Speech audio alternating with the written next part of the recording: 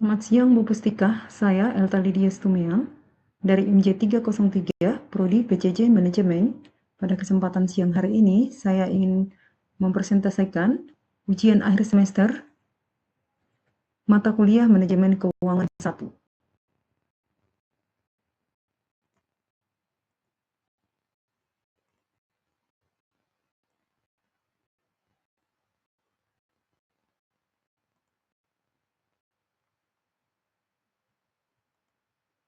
Soal 1, identifikasi perusahaan. A. Sebutkan nama perusahaan, sektor industri, dan tahun laporan keuangan yang digunakan. Jawabannya, nama perusahaan PT Anugrah Seperempat Sejahtera Tbk. Sektor industri PT Anugrah Seperempat Sejahtera Tbk atau AEGS bergerak di sektor barang konsumen non-primer dengan subsektor otomotif dan komponen otomotif dengan fokus utama di industri komponen otomotif atau suku cadang otomotif, khususnya sebagai produsen dan pedagang filter otomotif atau oli solar udara kabin AC untuk kendaraan bermotor. Detail sektor 1. Kode emiten yaitu AEGS. 2. Sektor atau IDX IC yaitu barang konsumen non-primer. 3. Subsektor IDX IC yaitu otomotif dan komponen otomotif. 4. Industri, komponen otomotif. 5. Subindustri, suku cadang otomotif. 6. Bidang usaha yaitu manufaktur dan perdagangan filter oli, solar, udara, dan kabin AC untuk otomotif. Laporan keuangan yang digunakan adalah laporan keuangan 2023 dan 2024.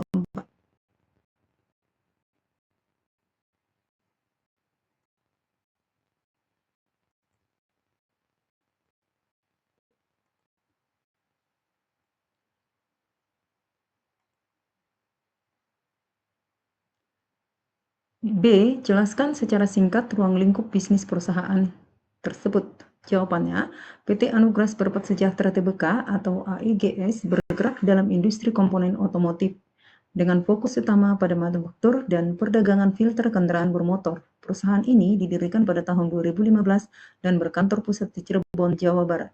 Secara singkat, ruang lingkup bisnis perusahaan meliputi 1. Manufaktur atau produksi. Perusahaan memproduksi berbagai jenis filter untuk otomotif, termasuk filter oli, filter bahan bakar atau solar, filter udara, dan filter kabin AC dengan merek dagang AEGIS. 2. Perdagangan atau distribusi. Selain memproduksi, perusahaan juga terlibat dalam aktivitas perdagangan atau distribusi filter-filter tersebut ke pasar otomotif. Situs web resmi PT Anugrah Seperempat Sejahtera Tbk di http://www.aegisfilter.co.id/in.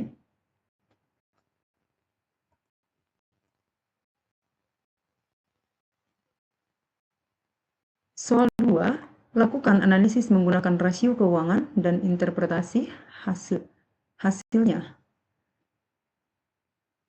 Analisis rasio likuiditas atau dalam kurung minimal 2 rasio. Jawaban 1.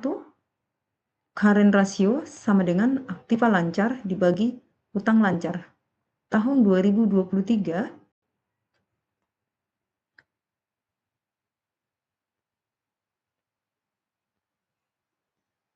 ada di posisi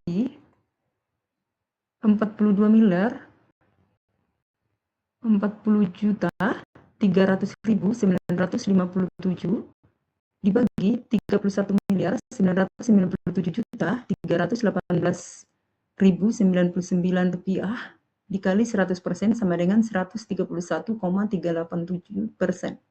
Tahun 2024 37.000.826.127 dibagi 38.400.965.100 rupiah dikali 100% sama dengan 96,567%. Penurunan current rasio dari tahun 2023 ke 2024 sebesar 0,35 atau 34,82%.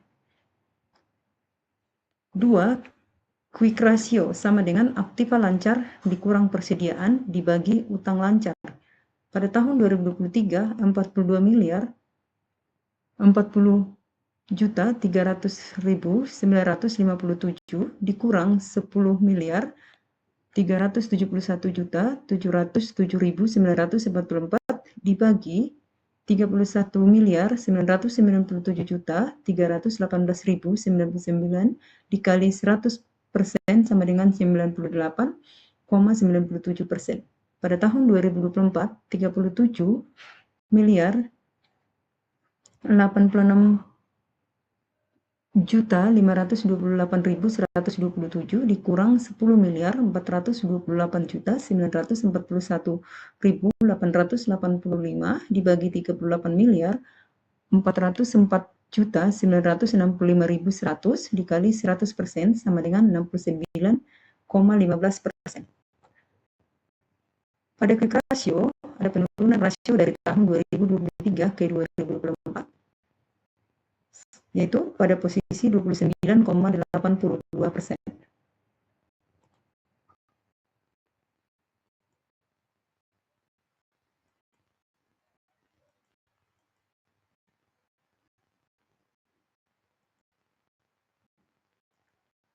Analisis rasio solvabilitas diambil dari minimal 2 rasio. Jawaban: analisis 1, debt to total asset ratio sama dengan total uang dibagi total aktiva. Tahun 2024, 6.095.090.000 rupiah 729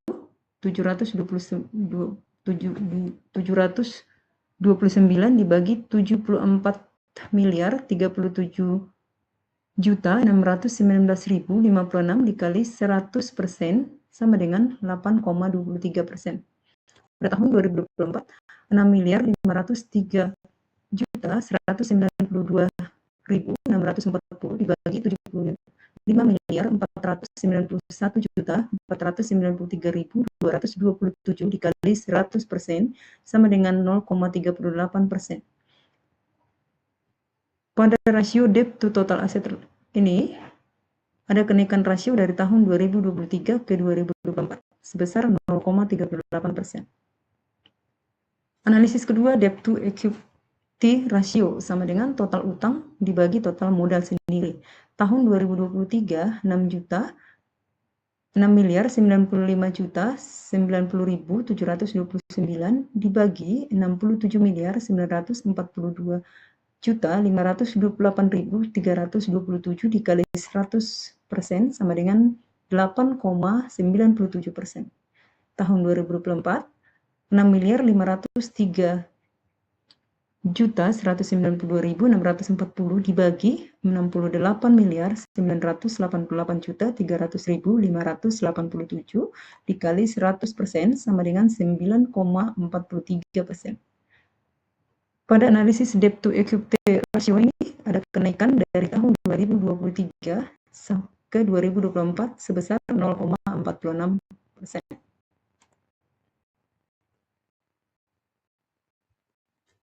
Analisis rasio profitabilitas minimal 2 rasio. Jawabannya 1. Gross profit margin sama dengan profit dikurang harga pokok penjualan dibagi penjualan.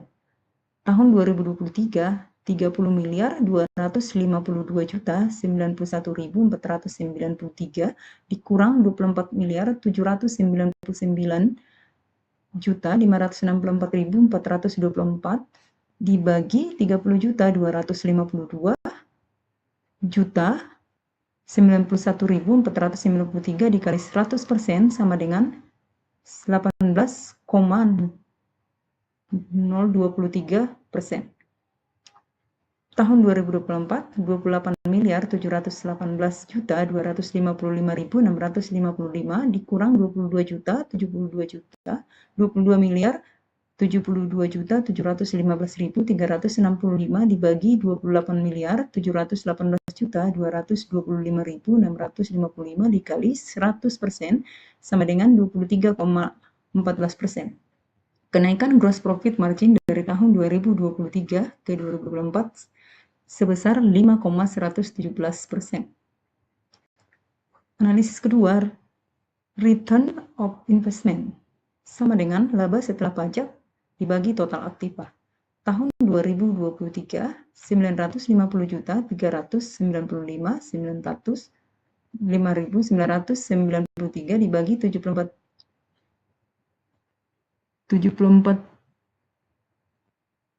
miliar 37.619.056 dikali 100% sama dengan 1,295%. Tahun 2024, 1.038.507.370 dibagi 75.491.493.227 dikali 100% sama dengan 1,376%. Kenaikan rasio return on investment dari tahun 2023 ke 2024 sebesar 0,081%.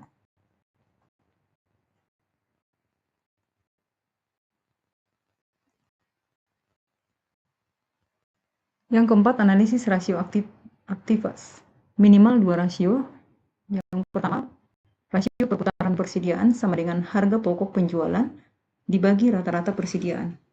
Tahun 2024, 24.499.564.424 dibagi 10.400.324.915 dikali 100% sama dengan 238,45%.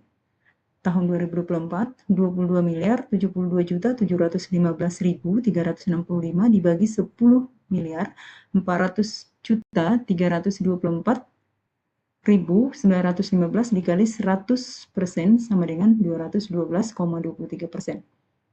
Pada perputaran persediaan ini, ada penurunan rasio dari tahun 2023 ke 2024 sebesar 26,22%.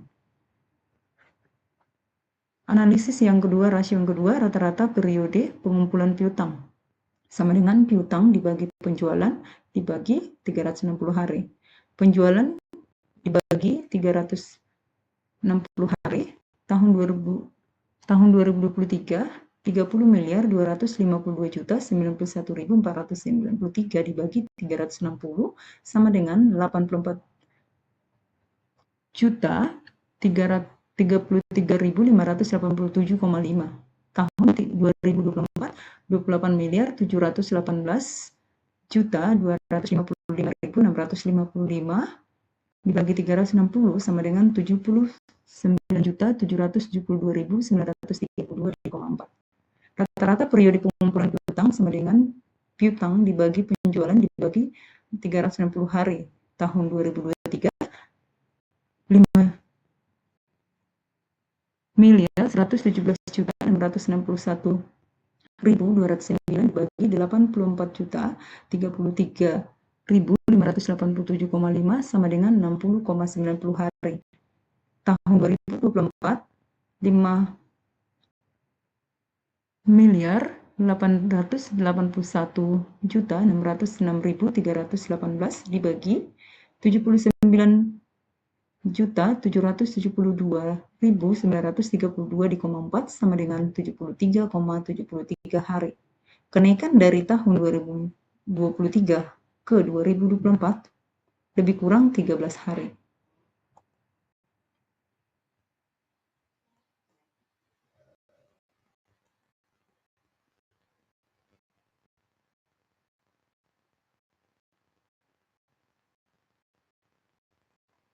Soal 3, analisis tren.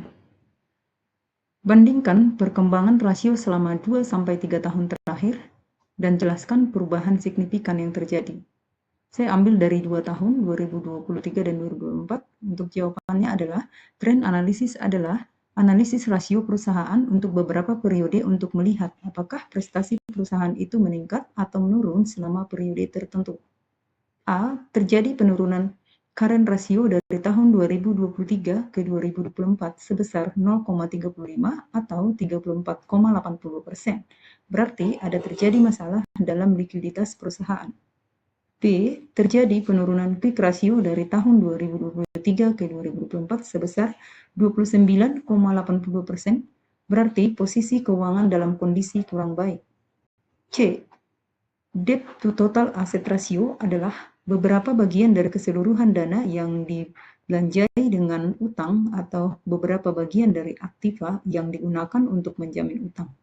Terjadi kenaikan debt to total asset ratio dari tahun 2023 ke 2024 sebesar 0,38%.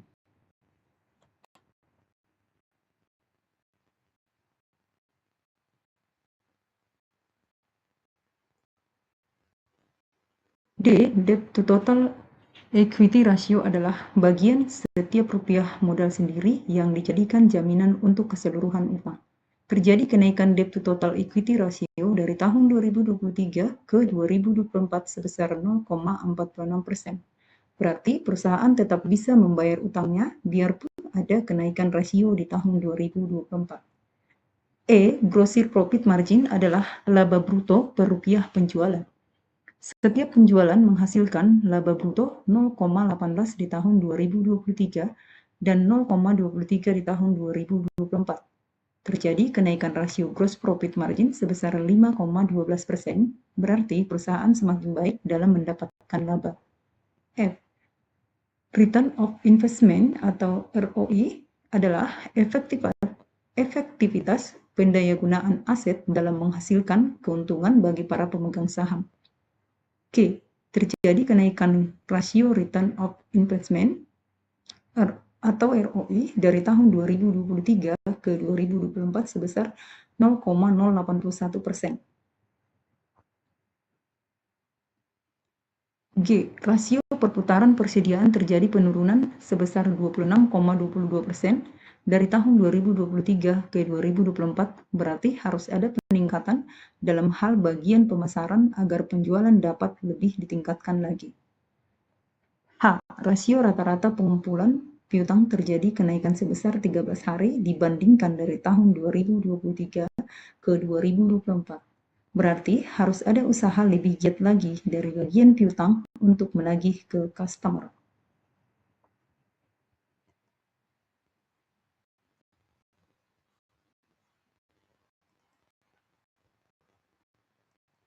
Soal 4, kesimpulan umum kondisi keuangan perusahaan. Berikan kesimpulan komprehensif mengenai kekuatan dan kelemahan keuangan perusahaan berdasarkan seluruh hasil analisis. Jawaban saya adalah analisis rasio keuangan merupakan dasar untuk menilai dan menganalisis prestasi operasi perusahaan. Analisis rasio keuangan juga dapat digunakan sebagai kerangka perencanaan dan pengendalian keuangan. Rasio keuangan berguna bagi yang pertama, manajemen perusahaan, kedua, manajer kredit, tiga, investor. Penjelasannya, PT Anugrah Spare Sejahtera Tbk atau AEGS mengalami penurunan dalam hal current ratio dan quick ratio. 2. Terjadi kenaikan dalam hal solvabilitas rasio. Walaupun PT Anugrah Spare Sejahtera Tbk atau yang sering disebut dengan AEGS tetap bisa membayar semua utangnya, tetapi di tahun 2025 harus diusahakan untuk menambah modal dan aktiva perusahaan. Ketiga, PT Anugrah Spare Sejahtera Tbk atau AEGS mengalami kenaikan dalam hal rasio profitabilitas, berarti terjadi peningkatan laba kotor dan hal ini sangat menarik bagi para investor untuk menambah investasinya. Yang keempat, terjadi penurunan dalam hal rasio aktivitas. Manajemen perusahaan harus meningkatkan pemasaran dan penjualan serta lebih giat lagi dalam hal penagihan piutang serta mencari customer baru yang lebih kredibel.